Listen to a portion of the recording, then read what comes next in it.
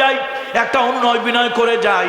তোমার ঘরে যত অশান্তি হোক, তোমার ঘরে যত কষ্ট হোক, তোমার ঘরে যত অভাব হোক, যখন স্বামী কাজ করে ঘরে আসবে সাথে সাথে বলবে না, বাবা কাজ করে ঘরে আসবে সাথে সাথে বলবে না, বড় ভাইটা কাজ করে ঘরে আসবে সাথে সাথে কোনো অভিযোগ করবে না।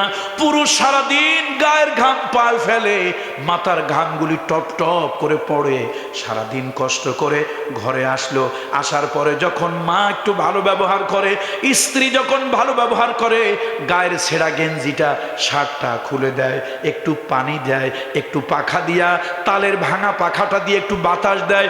এই যে একজন পুরুষ সারাদিন পরিশ্রম করেছে, সারাদিন পরিশ্রম করেছে, গায়ের ঘাম পায়ে ফেলেছে, শত পরিশ্রম এক মুহূর্তের মধ্যে হৃদয় থেকে আল্লাহ ধুয়ে মুছে দেয়। আল্লাহু আকবার।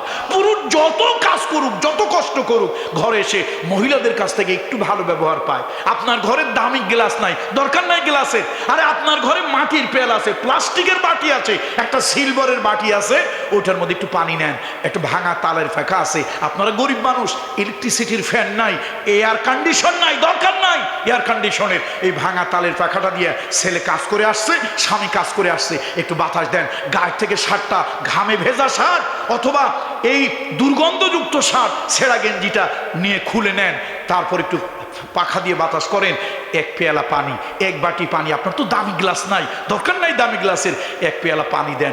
এই যে বেটায় যে সারাদিন খাটছিল, বলেন তো এই খাটনি কষ্টের কথা মনে আছে না দূর হয়ে গেছে? দূর হয়ে গেছে কিনা বলেন? এটা আল্লাহ তাআলার একটা কুদরত। ওয়াজআলা وآيات لهم أن خلق لكم من أنفسكم أزواجا لتسكنوا إليها وجعل بينكم مودة ورحمة। আল্লাহ তাআলা এবং এই স্বামী স্ত্রীর সম্পর্কটা এত ভালো করেছেন যে তাদের মাওয়াদ্দা রহমতে পরিণত হয়, যৌবিক চাহিদা মনের চাহিদায় পরিণত হয়। এক বয়সী স্ত্রীর প্রতি যৌবিক চাহিদা থাকে, দেহের টান থাকে, আর বুড়ো হয়ে গেলে স্ত্রীর প্রতি মনের টান বেড়ে যায়। বলুন সুবহানাল্লাহ। যা হোক, এই জন্য মহিলারা ভালো ব্যবহার করবেন। তো আম্মা জান আয়েশা সিদ্দিকার কথা বলতেছিলাম, কার উপরে অভিমান করছে একটু বলেন তো দয়া করে? হাবিবে কিবরিয়া রাসূলুল্লাহর প্রতি। কেন? ওই যে রাসূলুল্লাহ জিজ্ঞেস করছে, মান আনতা, তুমি কে? তো আনতা হলো পুরুষের ক্ষেত্রে, আর আম্মা জান আয়েশা যাচ্ছেন, নবীজি তারে চেনেন না, বলল আমি আয়েশা। কোন আয়েশা? তাও চেনেন না। বলল আমি আবু বকর সিদ্দিকের কন্যা। কোন আবু বকর সিদ্দিক? আমার বাবা নবীজির জন্য এত কিছু করেছে, নবীজি আমার বাবারে চিনে না। একটু অভিমান করেছে। এখন রাসূলুল্লাহ সাল্লাল্লাহু আলাইহি ওয়াসাল্লাম পুরা শরীরে দরদর করে ঘাম পড়েছে, চেহারা মোবারক অন্যরকম ছিল।